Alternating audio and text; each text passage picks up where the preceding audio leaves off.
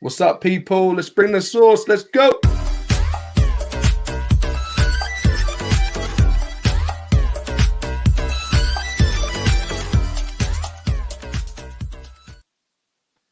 Yes, Najee. Jeez, my guy, Dominic. Hey. What are you telling me, bro? Najee. You know what, right? I wish we did this stream, the match reaction at halftime. Bro, I would have been on the roof, bro. I would have been like you know this, what? You know what though? I'll be honest. The way it was looking in the second half, I feel like people would have been snipping and chopping and using it to use for ammo because it was a little bit shaky at the end. But we got the win, and yeah, man, let's keep this energy. Let's go. That's it, man, guys. Welcome to United Sauce and Wingers. I'm Dominic. You can find me United MUFC on Twitter. You got Najee. What's going on, brother? I'm good, man. I'm Najee Fox out here, the Red Fox. You can catch me on Twitter at Sunshine47. That's Sunshine with a 0. Well, not even a 0. A letter O. But yeah, man. He's so gassed because he's so excited about how much sauce we brought in the first half. But yeah, guys, whenever you watch this, you watch live or you watch later on when you're having dinner tomorrow, when you want to feel good about the result, because we want a game, please remember to like and share and subscribe. It's so easy. I feel like you need to say that one more time, bro. Like share, and subscribe. Easy. Come on. It's all about bringing the good vibes. And you know what? I just love talking about football. There's no agendas. There's no nothing. I just love talking about football and getting people on here who love talking about football and being happy. Look, I even bought... Oh, he's gone. He's so excited. I'm so gassed. I even bought a new training top, right? I didn't want to go for the really expensive stuff because Man United aren't playing good enough for me to want to buy that. So I got this one. It was on offer. And it's nice, right? Training top. I think I look decent. You know what? When it came out, that's the first one I wanted to buy. Then I saw white and orange. I was like, yeah, that one. So yeah, the green one's got to be on the Christmas list, bro. I'll be honest. That's it, man. I was like, oh, forget Christmas. Christmas is every day now in lockdown, so I got it quick. Fact, bro. There is so much to talk about, man. I'm happy. I feel like we brought the sauce today. I feel like we did the right thing in terms of the attitude. I can see Ollie, he meant business today. And on this channel, we always want to talk about football. How did it go? What were we doing? What can we do better? Really break down the football. We want to think about where we are, where we stand. So if we just break it down now, we're top of the table, right? PSG won 1-0. We're on 9 points, okay? But I've just realised to myself that we could still be playing on the Thursday night, Najee. If PSG and Leipzig beat us, we're playing Thursday night, bro. What are you saying about that? I mean, first and foremost, got to give props to Ollie. But again, it looks like he's going to have to bring another strong performance in A-team. Because there's then Leipzig, a strong team, as we know, and obviously PSG. I mean, if Basak Twanzebe, we haven't got Twanzebe, unfortunately. We can get into that in a bit. That's what I was going to say, man. It's going to be a difficult. What we are at home, and at the moment in the Champions League alone, we're doing really well at home against strong teams. I think if we can get a centre back pairing, maybe Eric Bailly's going to have to come out and start snapping ankles, which unfortunately going to work out. Ready, man. I'm hoping. This is the wild card now. I'm hoping Tida and Mengi can come through. Mengi, mate, we're going down that barrel now, bro. We can't be talking about Mengi. No, but who else you got though? I'll be honest with you. We're gonna have to pay 6 in the back. I'm being like, Man said we're gonna have to play 6 at the back, ladies and gentlemen. We're gonna have. And you know what's funny? I actually agree. We're going to have to play a defender for Maguire. Do you know what I mean? McTominay's going to have to bring his Scottish form. Scotland, Jesus. Honestly, I'm being realistic. Like, we love this, though. I love that we won the game and we could attack the half. I called Bruno Fernandes Bruno Mars, bringing that 24K magic, because I just... You know what, right? I was on the United stand the other day with you. And Junior was on there before, and he was saying that Bruno... Big up Junior. He said that Bruno didn't mean to do that pass to Martial. And I was like, I'm sorry, man. I'm sorry. Sorry, bro. Come on, man. You're scraping the barrel there. Like, I actually look back at it just to say, you know what? Maybe some weird science or some weird view. Maybe he didn't. I started to doubt myself. I was like, nah, let me look at this. It is the most blatant pass to Martial. Wow. But anyway, let's focus. Let's go. Let's talk about this game. So, how are you feeling, Najee? Tell me your thoughts on the match. Talk to me, man. What I'm trying to do is to put my positive, all the gassed emotions to one side. The same way I tried to put all my negative ones to one side when I make a logical explanation of the game. Emotion. I try not to let emotions override my logics. I hate you, man. Yes, I can acknowledge that I'm gassed over the result. I'm very happy. I'm great with the performance. The positives that I do feel from it, 100% show me that against teams that want to sit back, that is the formation you can risk. Yes, do not get me wrong. In the Premier League, I do believe maybe if it was at West Brom and whatnot, they're probably sinkers because I think I saw someone tweet. Shout out to the guy who tweeted. Yeah, but he said, why is it when we defend we can't attack, and when we attack we can't defend? And I sat there and I broke it down and I thought, well, that's a great point. This is a big point of where Ollie haters and Ollie outers and myself as well have to really recognize that this is the board. That's the first tweet I've seen that actually made the point to the board, because what I'm going to explain to you now is this: when we defend, we have to have two solid central defensive midfielders to protect the back two. Yeah, meaning we sacrifice attackers. When we want to play that through the back, when you see Van de Beek playing the balls through the middle, I'm thinking, yes, that's what I wanted. Break the midfield. But we'll get onto him. So when I'm seeing that now, then it exposes the rubbish in which loads of United fans have been saying about the defenders. Yeah. This is why Ollie's been stuck between a rock and a hard place with the board, because if the board brought a centre-back in, that meant that we could actually play higher, and if we were getting countered, we've got someone who's got the pace, the awareness, both feet, and left foot. What sort of centre-back are you thinking? If you were the board and you're Woodward, right? Who are you thinking? Bro, there's so many to choose from. That, and I'm not going to say it for banter, but it is a bit of banter. There's a lot better than Maguire at left centre back. Give me a name, man. Lindelof. Give me a name. Oh gosh, if I was honest, if it's realistic, I'm going to go Alaba. You should put all your money in. I'll take that. Right now, I'm saying, listen, January, it comes from his contract's up. Liverpool looking for someone as well. I'm looking to say, listen, Bayern will give you 25-30 million, and we'll that will call it that. Let's say Bayern wanted 20 mil. If you're Ed Woodward, if you're listening to Ed Woodward, what you should be doing is saying, listen, there's 30 million. Right? Bring the sauce. There we go. The sauce. Listen, get Alaba. I'm then looking at Maguire on his right side, thinking, okay, I'll give you a chance now. You're in your favourite position because we did it with Pogba and Fred and whatnot. Then I'm thinking, okay, now we can play with one CDM, and Van de Beek and Bruno can play in the same team. It changes the game. With Poggers. And then on the right, I'm thinking Rashford played really well on the right. But the only reason I believe he played really well on the right is because Cavani was on flames. He allowed if you're football head like myself and like Dom, and you watch football for football reasons, you will see that without Cavani's movement like this in the diamond. So thinking, let's say you got Cavani at the top, coming from there into like the 9 positions, their left forward, right forward positions, and even back into centre midfield. Yeah, it allowed Martial and Rashford to stay within the confinements of the wing, which then meant they spread out. Cavani finds space, i.e. Van de Beek finds space, i.e. Bruno finds space. For me, I'm not going to get overhyped again. Emotions down, man. So I'm getting. No, Najee, I'm going to stop you there, man. I want you to get overhyped because we don't win games. Well, no. Well, I'm going to get. I'm not going to get overhyped for this comment I'm about to drop, yeah? Oh, my God. Because it's about Cavani, yeah? So, for me, I'm looking at it thinking, Cavani, he's looking like a good signing right now for me.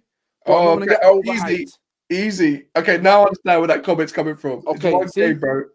Exactly. But what I'm saying is, one thing he's been consistent. I'll never gas a player up until I see consistency. One thing I've seen with Cavani when he's played from a consistent perspective is his work rate and his movement off the ball is consistent for 100%. Every minute he's on that pitch. It's chalk and cheese for Cavani. Bro, I don't know what you think, but for me, Cavani now needs to start. Martial left. And like I said in the United stand, why can't Rashford play on the right anymore? You know what? Not? I do like what you say that because I saw Rashford on the right. I don't know what it is, but have you noticed that every time the fan base, especially on Twitter, talk about a certain formation that Ollie needs to play, Ollie tends to play that formation on that team. I don't know if he's literally getting taught by us. I don't know what's going on.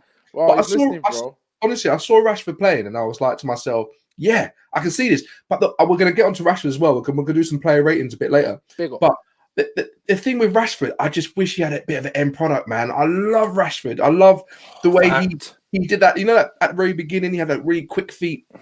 Should have passed. Yeah, but I don't care. I don't care. When you're having fun, you have the audacity to think about doing that. So I don't mind Rashford doing that all day long. But for me, yeah, I don't mind Rashford being there because we got no one else on the right. Look, Daniel James came on and scored. Big up Daniel James. Look, he's gone through a hard time. I wanted him to score that goal. I was saying, yeah, go DJ. But did your heart just go, please? Honestly, I wanted the ball. I wanted the goal to come towards him and just score. I wanted the goals to just move forward. Like, honestly, I bigged up Dan James. But yeah, for me, it's one of those games where I felt like we started off really strong. We went on an attacking foot. We were playing little one-touch connections. Obviously, you have Van de Beek, who was just making it saucy. It was nice. It was good passing. It was lovely. Cavani was doing one-touch football. We were seeing things. I was on Twitter, and we were seeing things we haven't seen in a long time. It didn't really make sense, what I was seeing. It didn't make any sense. Again, bro, can we just slip in a comment? Again, whilst to add to your comment, against the team that sits back, can we just put that in there? I know. It's so true because we played West Brom, who arguably sit back, and we were dire. We were dire. I know we won, and I'll take the 3 points all day long. And I keep seeing this, Najee. I keep seeing people say, "Oh, if we win our game in hand, we're only 4 points." I'm like, honestly, this game in hand thing, I see it too much. Leave it. It's a beg. It's a beg, bro. Stop begging people. Stop begging. We're not begs out here. We're not. But you know what, right? You're gonna have so many non-United fans going to different channels, going to different Man United channels because they're going to be like, oh, yeah, they're going to be so gassed. They're going to be so happy. You know, you get the Arsenal fans, the City fans, Liverpool fans saying, mate, it was Istanbul Basaksehir. Like, who cares? You know what I mean? That's what they're going to say. They're going to say, wait, rewind. Pull up that one, the red dream. I don't know. Say Musa Luka Chuku, bro. Busu and rice. You know what I mean? Wait, scratch it one time. Hold on. All right, people.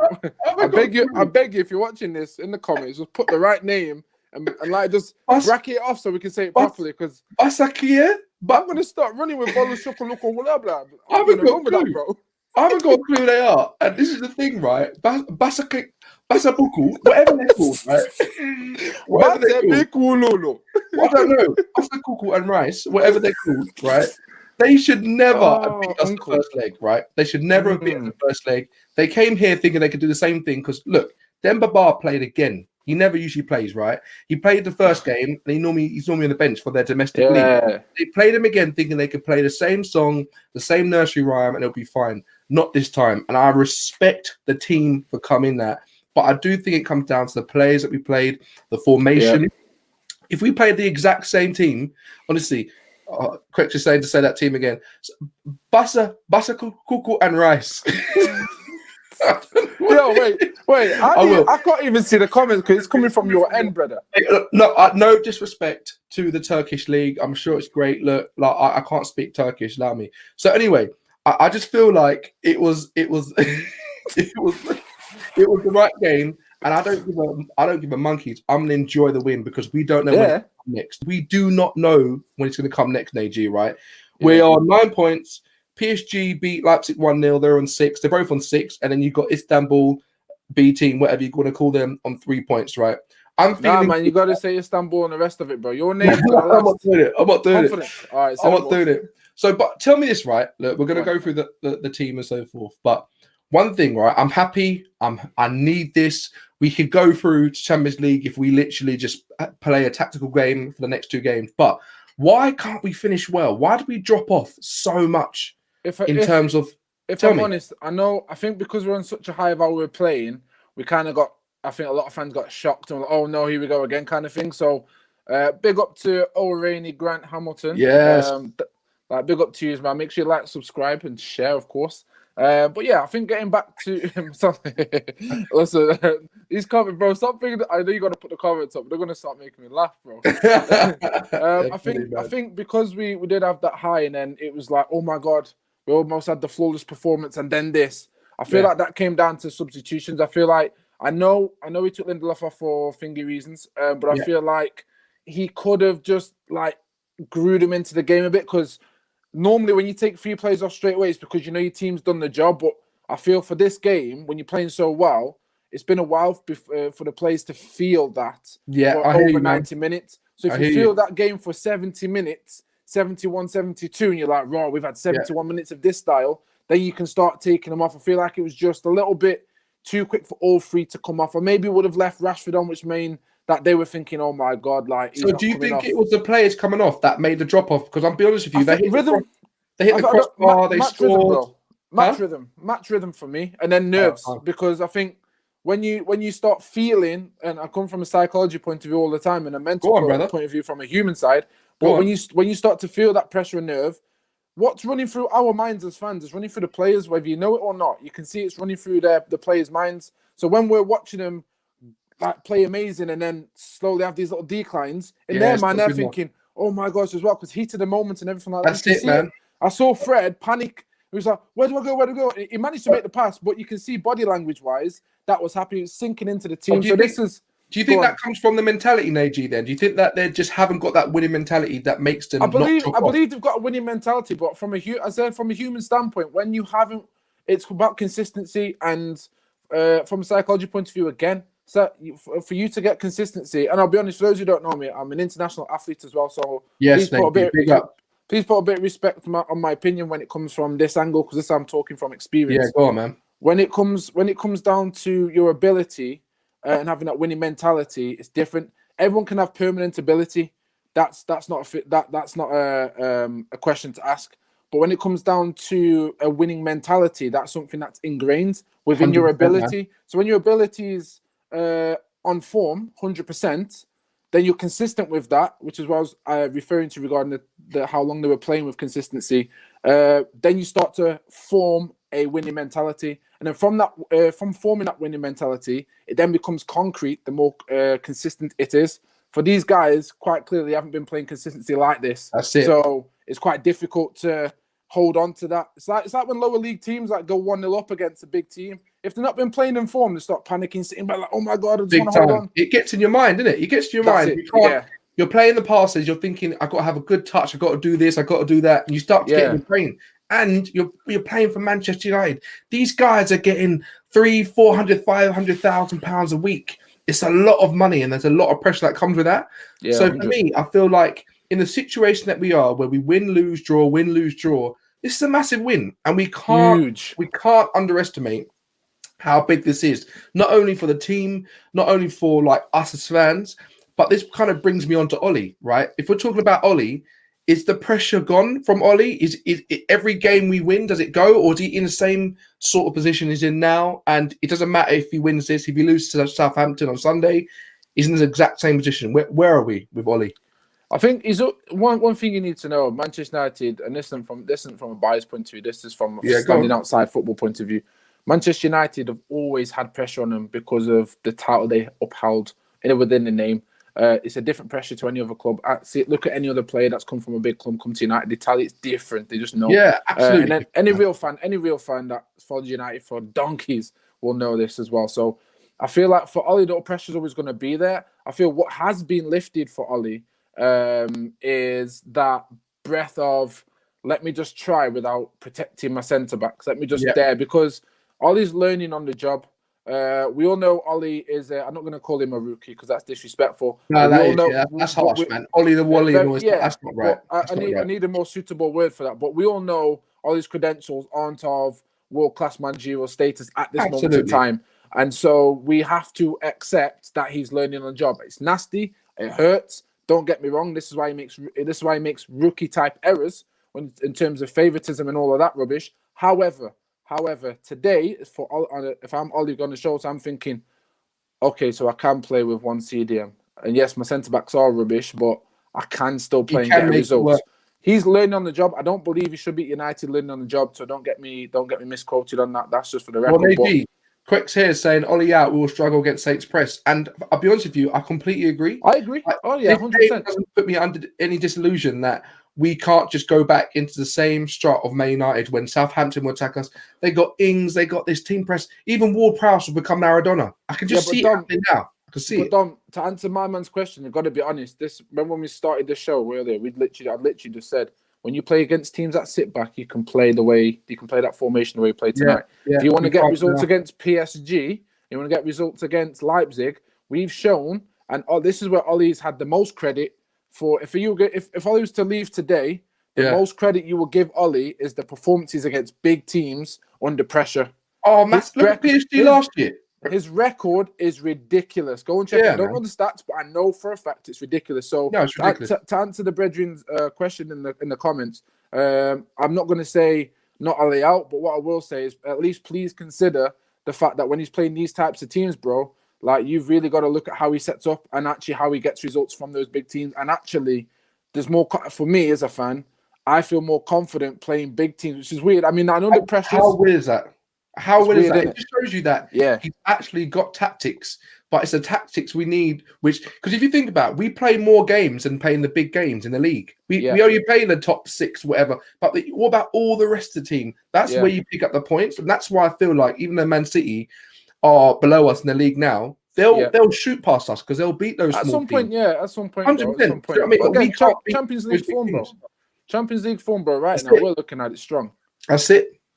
So that's it, man. I feel like the brother just needs a bit of, a bit of patience regarding to at least to say, let's see what he does, because you've got to grant Ollie something when it comes to big games. I think it's fair though to have completely the fans that say Ollie out and Ollie in. 100%. You can see I think the arguments for both are just as strong as each other because we've been through so many different managers. It's not worked. Now we've got a manager who looks like he's kind of just winging it.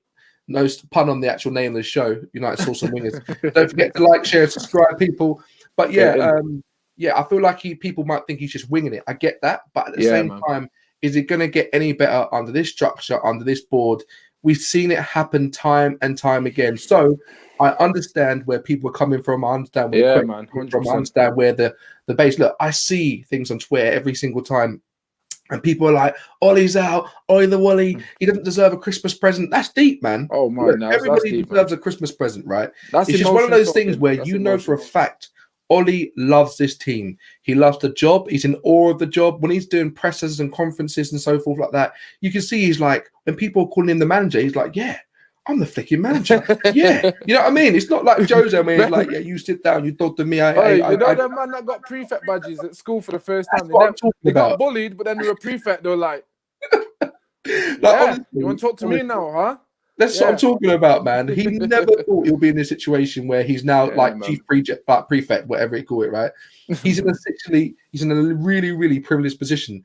But at the same time, every game is on a knife edge of Ollie. And I know that this will help him sleep tonight, massively sleep tonight. But it's a situation where we know there's going to be rival fans looking at this result and saying, oh, okay, they won a game. But for me, and this might be controversial, I'm more concerned with the Premier League. I'm not concerned as much with the Champions League. It might help our rhythm. It might help the players' form and so forth. But my focus is the Premier League. Carabao Cup, League Cup, FA Cup, Champions League. Look, Champions League is an amazing trophy, amazing league. Right? You're playing the best of the best. But for me, that's not where we should focus our efforts, because we know that we're in transition for a long time. We know that we can have off and off games. I know Champions League probably suits us a bit because it's knockout games where we can just hopefully just win it. But for me, we need to prove that we can play consistently over a whole season. And that's where we prove who we are and where we come from if we do well in the Premier League. You've got Elle saying here, do you think, guys, you will finish above Arsenal if Ollie stays the whole season? What do you think, Najee? I'll give that to you. I say you ducked out there, bro. You hesitated. Why are you hesitating, bro? I'll give it to you, man. And he's drinking as well. Yeah, your mouth's dry, bro. Look at you. I'll answer that easy, bro. Go on, yeah, man. No, honestly, jokes aside, I think we will, because I'll be honest. There's a little when life pressures you, and I always say when life pressures you, man, it makes the person a little bit more hungrier than the person who's got no pressure on him. He doesn't know what he's working for, and sometimes I feel that he's got the right He's got the right team at the moment. And when I talk about team, and I talk about the club now in its entirety, which has pressures coming from every angle. I believe this team and his players have shown themselves, especially tonight and other nights, that under pressure they can perform. And I believe under pressure moments coming further through the season, I think they can do it. When Arsenal are under pressure, they just don't seem to click, don't do anything. It's like, I want an easy ride. I want to get the pressure off my back by getting a result and then simmering down, let me go underneath the scope. Those kind of teams, they don't really progress it further. And obviously, Arteta's getting extra gas from whatever football fans out there saying Arteta's banging right now, bro. I'll be honest, he's struggling more than Ollie. Let's look at the facts. But if Arteta was at United right now, bro, he'd be tenfold under Ollie. And this is where I give respect to Ollie, because Ollie's sticking it out, bro. I'll take the best he can. So to answer the Brethren's question without his comment going unnoticed, for me, bro, I think Ollie's. I think Arsenal going to finish 6th, 7th, maybe 6th or 7th. Yeah, on form, I don't think they can grab it. Aubameyang ain't scored for God knows how long since he scored a penalty. Started dancing, that was dead. That's embarrassing, bro. Like, you just don't do them things. But this ain't Arsenal show anyway. But yeah, I think United. I predicted United before transfer season as well. 6th, I did. That's my hands up, honest truth. The way I dissect football and look into my team and facts, I just didn't believe we could do it, even with a Sancho. And then after signings, I thought, yeah, definitely 6th, maybe even 7th. And it was looking that way right at the start. So I wouldn't be surprised. But then again, anything can happen. I'm a human being. I'm a fan with an opinion, so it could be wrong. And I hope I am wrong. I hope we do get a little bit higher. Arsenal definitely finishing lower than us. I did predict them 7th. I did predict them 7th this year, I'll be honest. All right. Let's get on to the juicy stuff, man. Let's get onto player ratings. We're going to go for the team honest assessment. Okay, when we talk about this, 5 is what every player starts with. Okay, every player starts on a 5. To go down to a 4, I go up. They've got to do something bad. Obviously, if you get like a red card, you're going straight down to a 1. Or what are you doing? So, like, let's bring us forward here. Right, let's start off. I'm going to give you David De Gea. Oh, my Spanish hermano. Wow. Man? Bro, I'll be honest. I've got to be honest here, because a lot of the negatives are sticking out of my head because of the goal. But at the moment before that goal, you think it was his mistake? No. But when I look at it, when I've watched it back, because initially when it went in, I thought he can do better there. But then it's actually the pace on the ball catches him off, so his body is actually going behind the ball, and he ain't got enough strength to pull it out anyway. So. Although we get to hand to it, the whip on the ball was enough that took him his direction that way. Yeah. So I'm gonna give him a solid 6. Are we doing 0.5s? No 0.5s. No, man. Okay, because I was gonna go 6.5, but if I can't do a 0.5, then I may give him a 7. I'll go to the highest one. It's a positive channel, so we'll go 7. 7. All right. I'll probably give him a 6. Only for me, if he keeps a clean sheet, for me, he goes straight to an 8. He let that ball in. I think that was partly his decision, so I think he's just below a 7. But we'll go over 6 or 7. I'll take that. Yeah. Let's go with Wan-Bissaka. What are you thinking about him?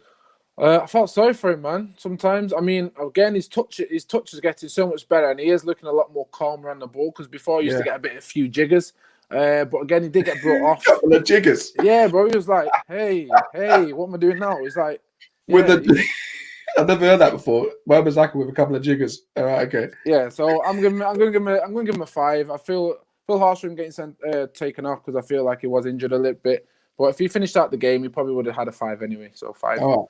I'll take. You know what? I'll give him a 5 as well. He did his job. When you don't think about someone that much, you're thinking, okay, are they just doing their job well? But I feel like he could have done more. Especially against that team sitting back. Yeah, you know what? I'll probably give him a 6 only because he didn't do anything wrong. Did he do anything right? Did he do anything right? He kept the ball moving. He defended. They didn't really get anything down his side. So he gets an extra 1 up. Yeah, okay. Take it. Yeah, I think probably a 5 or 6, but I think we're aligned there. All right, let's go to Lindelof. This might get interesting because Lindelof is an interesting one. I don't know if I rate him. The fan base is massively divided in terms of Lindelof because he's an international player, right? He's not stupid. He's played for Sweden. International players. International players don't mean nothing. It used to matter 10 years ago. Now, international, you're not a big man. You're not a big man playing for your country no more. You're a little man. You're a little man. Anyone, Declan Rice can take your place. Come off of the pitch. You're not good enough. Yeah, man. Internationals ain't really that. But yeah, I hear what you're saying. He plays for Sweden. Yeah, I think he's. I think he's Sweden. With Lindelof, it's just hard because I'm basing this off so many other games I've seen him play where he's just tonight. I know I have to take away that. I didn't see Lindelof make too many errors, but I feel like his decision making sometimes in the box, loose balls, he didn't look very confident in it. I felt like he could have demanded and brought the ball out a bit more stronger, make his little runs he does when he kind of brings the ball. I'm going to ask you a big question, slightly off topic. Do you, and this may seem out of there, in the comments as well, if you think of a centre-back, in world football, do you think Lindelof makes the top 100 centre-backs? Yes. And where top 100 100%. centre-backs, this is right centre-back or left centre-back, does he make the top 100? Players? Yeah, he does. Probably like 99. Okay, say no more. Say no more. Say no more. Obviously, like 99. Now, come on, if we're going to go with that figure, do we? I mean, I'll be honest. I'd put him around 80, maybe 90 people. Yeah, he's not. If I'm starting a league like Beckham and I got a league and I'm thinking I really want a strong centre back, I ain't calling Lindelof. If I'm Yeovil on FIFA 21, I'm getting Lindelof on loan. I promise. I'd rather get flicking. What's his name? What's that guy that plays for Aston Villa with the dreads? What's his name? Mings. Oh, Mings. Yeah. I'd rather Mings because I know that Mings will scare someone just by looking at someone. Do you know what I mean? But Mings in the air is quality. And this is coming back to the original point, bro. For me, Lindelof, I'll give him a 5. Yes, I understood that he made a ball across the butt over the top. That doesn't mean he should get 10 ratings because it led to a goal. I'll be honest. Yeah. Any centre back can do it. Van Dijk does that daily. Fernandinho when he plays there. I've seen him play a few balls over the top. Many centre backs across the world play that pass. Lindelof was known for his ball carrying and passing the ball anyway. That's never been an issue. So I'm not gonna give him extra credit for something he should be doing anyway. However, I was not gonna go unnoticed. What a ball that was! Absolutely incredible. So Spice. for me then, he's got to be more than the 5 then. Not for me, bro. Not for me because I'll be honest. Harsh, Najee, bro. I feel like I have to because when I look at the defending side, he's there to defend, bro. Yeah. In the air, I've always said Lindelof is not good in the air. He just gets outbeat.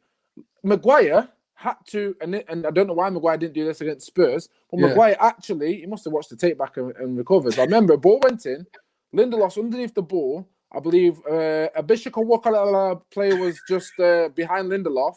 Maguire comes up and heads the ball out for a throw-in. Now, Maguire has outjumped his own teammate and another guy coming in from, yes, got a bit of a run-up, but he's not good enough in the air. Yeah, no, I hear that. Against physical players, you can't be doing that. You're meant to be, again, if you're 99% best centre-back in the world, that still stands for something. I'll be honest, a centre-back for me, there's 4 things. You've got to have awareness, calmness, speed, and heading ability. And base strength. Strength, essentially. Well, that's what I'm saying. I feel if you're more... strength's always great. If you've got one tank next to you, I'm looking for a Rolls Royce around you. Yeah, he's meant to be our Rolls Royce. So based on his position and what he's there for, those are the 4 things I look for. I believe he's probably got 1 or 2 of those, maybe 1.5 during the game. So for me, I've got a 5. If you're giving Lindelof a 5, what are you giving Maguire? Moving on to Maguire. What was yours for Lindelof? Sorry, I would say a 6 only because the ball. I'm not as harsh as you. I've got I care about people. Again, Maguire wasn't as big. I'm not his biggest fan of the game. I watch football. He didn't have. I'd say he didn't have much to do, but he really did. In the areas he had to do something. He's slow on the ball. I've checked my tweet about his IQ. There was a moment I'm watching him just stand in the middle, and he's like, and that's weird because he's a top quality.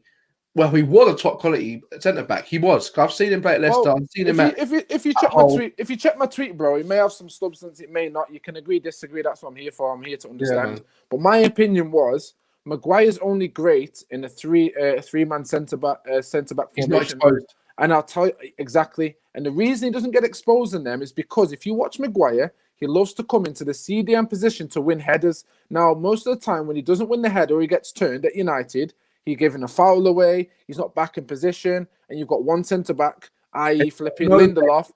No pace to recover, thank you. And then you've got Matic trying to get back or Fred. So in a 3-man, if you've got 2 centre-backs, he's the one, if you look, who's always going into CDM, bang, laters, Or if he doesn't get the ball, which he doesn't half the time, he doesn't have to claw them back because he's got two centre-backs waiting to recover. And It's he's true, just man. there.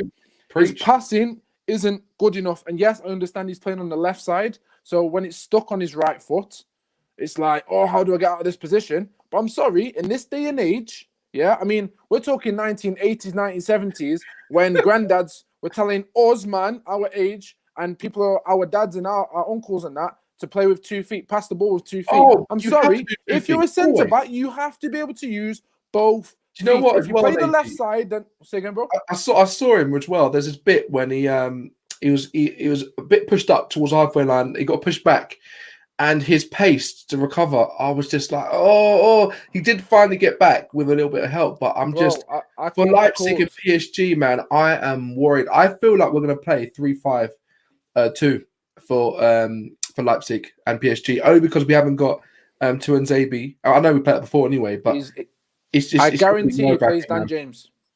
I guarantee he plays Dan James because Ollie used to call him the best defensive winger. I don't know if he said that, but I heard he's called him the best defensive winger. So I'm seeing Dan James play in a front two where he's just running around energetic, just trying to be busy. If that works, it works. If it doesn't, it doesn't.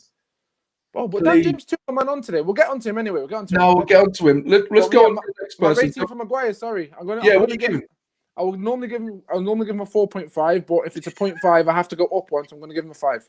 I feel like we'll get into a trend now. Basically, all the defense were rubbish, but then when we get to the attacking, it's going to jump up massively. Like, is that the trend we're going for? Let's carry on. Let's get there. Let's get there. Actually, my guy, Fruit Tellez, mate. You know what I mean? Oh, Fruit Tellez, baby. Tellez was a bad man sweet tonight. He was awesome, bro. Oh my honestly, God. I saw him, right? And it was so refreshing to see a left back who crosses. Like, honestly, it was like, you know, when you just get toes like this. Honestly, you get a left back who, like, I tweeted this. I was like, he's one of those people, right? His first thought when he gets the ball is to cross. Like, everything, you'll be at dinner, right? Talking to his girlfriend, right? Or his wife, whatever. And she's like, how's your day? Be like, cross. I'll be like, what are we talking about? Like, sorry, hun. What's that cross? Sorry, hun. Like, cross. Do you know what I mean? Like, the guy was doing these like this guy was doing like these like Ashley Young balls. You know when you cross from like your own arm, you're like, mate, come on, get a bit closer to the line. What is it? Cross. Honestly, cross. Honestly, like, I love Fruit Tellez so much, man. Tellez, man, big ratings. He's a big. You know what? I'm gonna start off with this rating because I want to pick him up. Give it, drop it. I'm going to say, because remember his cross helped Bruno score his second goal? Bro, you don't need to reassure me of your score. Just give me a number, bro. All right. I'm going to say, Fruit Tellez. I'm going to give him a nice 8, you know? Nice 8. You see, he said no. See, he said no. I thought you were going to 9, bro. You went 9. A little bit of sauce in that 8, man. Bro, yeah, I'm going to give that. For me, he has to have a 9. Whoa! Let me put 9. Inside with a 9. Tellez. He got the 9. Yes. Wow. All the people in the building. Boom, he got a 9, bro. Tellez has said, John. I said furlough. Hey, listen. Wow, job center. Tellez for me, bro. Did you see the tackle on the track back when he did the old school Ryan Giggs where he hooked his heel around the back and was like, you know, like a fish hook. Like a fish hook. Like, bro, I was like this. I was like, yeah, come on, man. Bro, no one handled him. And you know what? It's like he's been doing it all his life. It's like, yeah, this is what it should be anyway. It's literally honestly, like, this is what it should be. That's what I'm saying. Like, I think, you know, when you get so used to something, right, and you don't know what it's like on the other side. Do you know what I mean? Like, this is what left backs can do. I think we've forgotten. Like, I look at Luke Shaw, and don't get me wrong, this guy can defend so well. I will not. Yeah, 100%. I've not seen any person skin Luke Shaw because he's big, he's strong, he's powerful. But the guy will run down, turn back, and pass inside. He'll pass it. Like, why? You're left-footed, bro. So I'm hoping Tellez says to him, like, I've been watching you, man. You're good. I like what you're doing. I like that you stood up to Jose when he called you fat. I love it, man. You're a good guy. You seem nice. I like your hair. by the way, let me teach you how to cross. I want him to get him. I want him to get him. 100. I feel like he will, because if you think about his performances, Luke Shaw's last 2 crosses were peaches, bro, and he's got an assist off both of them. I'm saying, but he never did it before Tellers came. He never did that before. 100%. But that's what I'm saying. These players are noticing, like, raw, my man comes here. You know what he's come here for. That means that Ollie must want this from me. Let me do it. I don't know what it is. Sometimes Ollie can't just say, this is what I want. But when you bring someone in who can do a job and you go, why has he brought him in? You go watch him, a couple of YouTube clips, you go, raw, man's got 99 crossing on FIFA. Yeah, let me go. I love a YouTube clip. I love a YouTube clip, man, because all you see is every cross just picking in every 5 seconds, isn't it? Bro, like, I think I tweeted KG, big ups KG, by the way. I think I tweeted him and said every time Tellers is the ball, left Tellers his foot, I was expecting a KG bomb. Like boom. Like every time. As soon as it left his laces, but I was thinking, who wants it? Who's heading it? Cavani. Yeah, someone. Oh my god. Honestly, so I'll stick with that. Tellers 9 for me, brother. 8 or 9, we'll say that. Nice. Like, let's get into the midfield. We might have to be a bit quicker. Yeah, let's do it. Oh, Donny van der Beek. My God. Oh, great British Bake Off, whatever you call him. My man, I love the way that he plays. You know what, right? He's one of those people, right? Say there's a fire, right? And everybody's like, oh gosh, oh no, save this, get the TV. I feel like Donny van der Beek would just ascend or just come down and say, don't worry, relax. I've got 100. You know what I mean? Fact. Do you know what I mean? He's just so calm and collect on the ball. Everything. I feel like when he gets the ball, he slows things down a little bit like Matic in his glory days. He's got the thing. He slows things down and just thinks about what is the simple pass, but that actually brings the team forward and helps to progress play. Let's not bring it back and go back to where we were at the beginning. How can we keep the ball moving but actually progress? His ball to Greenwood, I think, for the last goal for Dan James. Yeah. The way he passed it through, the way I saw him, he did a massive sliding tackle at the back as well. And I think he did two though. He did one up in the attacking half to win the ball back, and then did it around the edge of our own box. So, Van der Beek, what score are you giving him, bro? I know you should. I'll give him 9, man. I don't give a monkeys, man.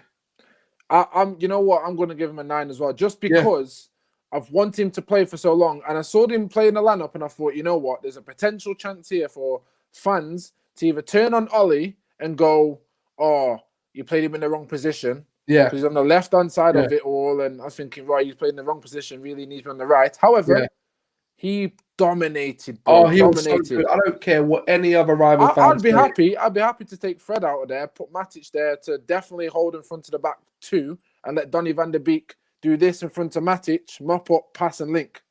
I'd 100% happy with that. He couldn't have to do it by himself though, because Fred's more mobile and with Van der Beek there against teams that sit back. Yes.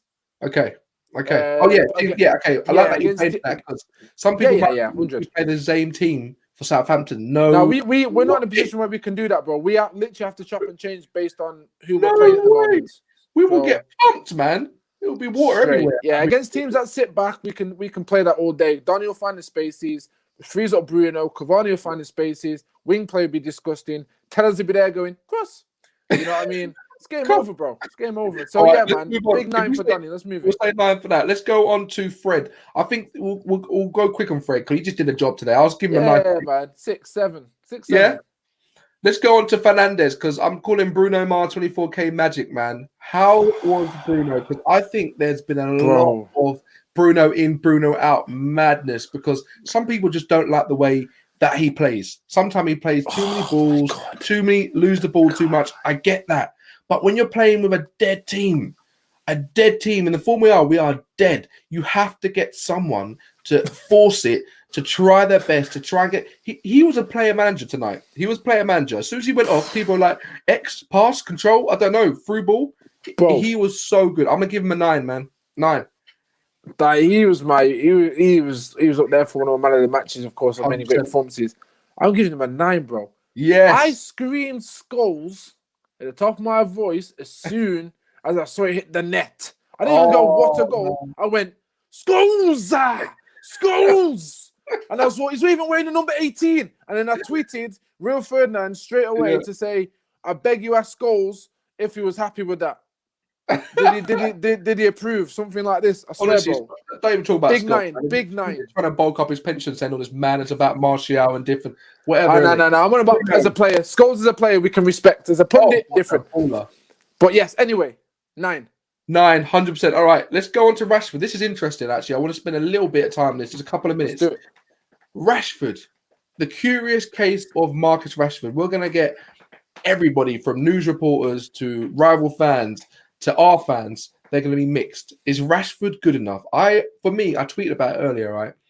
Rashford is a great player, but he just needs to improve. But he's still young. We think because he's been playing since such an early age, he should be amazing. Can you imagine what he's like at 26, 27 years old? How good he'll be in his decision-making, in his technique, in his power. He's still got to grow. He's still quite lean and small.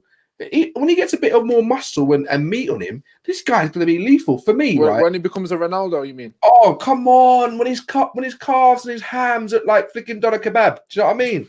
It's gonna be a different level, man. And Fresh. So for me, I know he made mistakes. I know he could have passed, and you know he's got the ball. He does well in situations when he hasn't got time to think. Yeah, he hasn't got time to think, and it's just reactionary, like bam. You know when he scored the goal and it was disallowed. He didn't know what was happening. He just poked his toe there and scored, right? But for me, I want to give Rashford a nice. Whoa! I'm gonna say 7. 7. Okay. I'll give you that. Too high on you. I'm gonna give you that, bro. 100%. I can only side with everything you've said, bro. Yeah.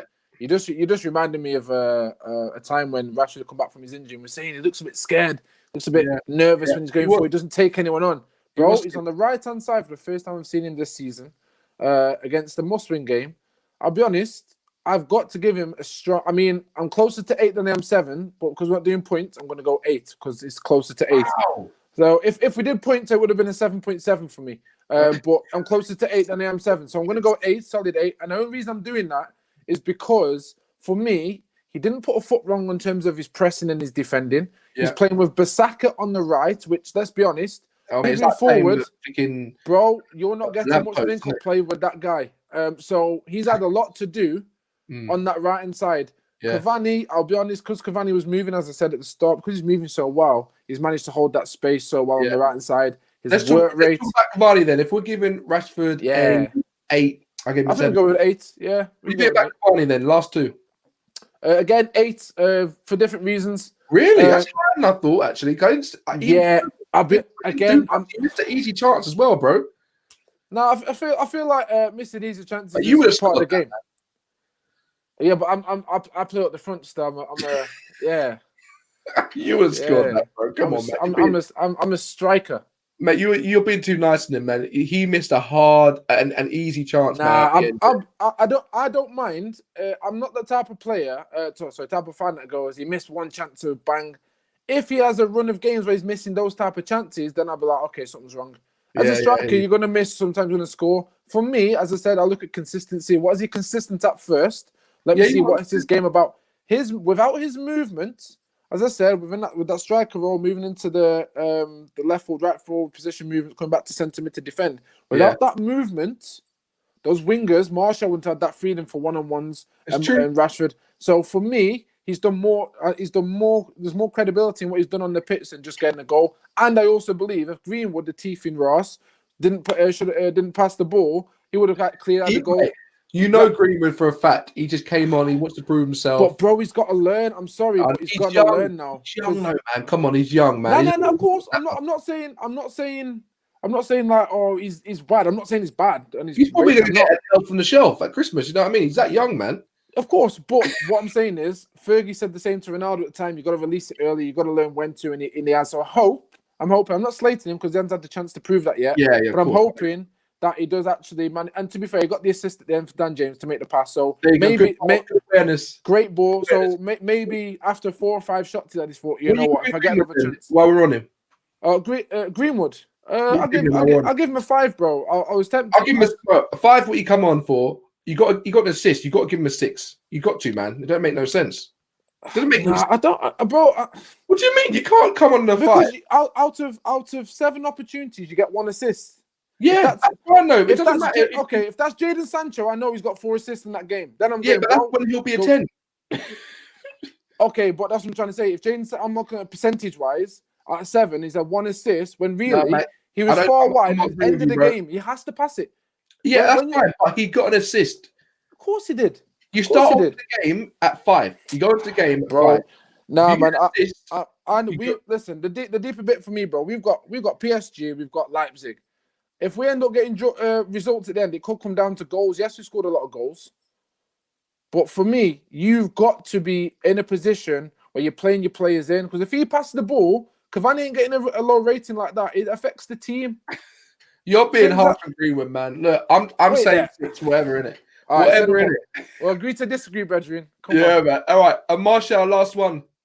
Martial, I'll put a shift in. Go on, go for it. Look, Martial. I think who's that? Martial. I think Martial was I think for me, Martial is a great player. He's going for a patch where at the moment he can't score. Kane went for it for games. Aubameyang, Jesus, he's going for games. He's still an incredible player. Once he gets 1 goal, he'll be good. So for me, I'm still giving him a 7. I'll give him a 7 because his whole team play, movement on the left, he looked dangerous. Dangerous. Did all the hardest things. He was pushing players back. Yeah, I think he's better on the left than Rashford's on the left. I don't know what you think about it. I agree. Yeah, I agree. I think I said that in the last podcast we did. I think for me, Martial plays left, Cavani plays up the top. If he starts performing, and Rashford goes right. You did say that. All right, man. Well, we Ollie. 7. Ollie. 7. 7 for Ollie. You know what? I respect that, man. I'll give him a 7 as well because he came with the right tactics, the right players, and he told him to go and play. And he could have been more pragmatic, conservative. I'll rate him. I'll give him a 7 as well, bro. All right, man. We're going to finish off now. What's your predictions for Southampton? What's your score prediction? Playing away, I'm gonna go. I did say a close one, but I'm gonna go 2-1, maybe 3-1 with a lucky goal. Nice. All right, I don't know yet. I'll think United, by the way, 2-1, 3-1 United. All right, guys. It's been a pleasure. Thank you for tuning in. Whenever you do, please don't forget to like, share, and subscribe. We're going to be bringing lots of different content, match previews.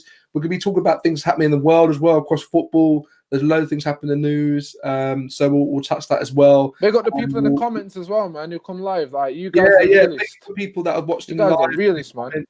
Massively, we just like doing this. It's a nice to talk about football, get together, and have a different sort of perspective. So I appreciate everybody coming. Take it easy. Much love. Bring the sauce. Peace.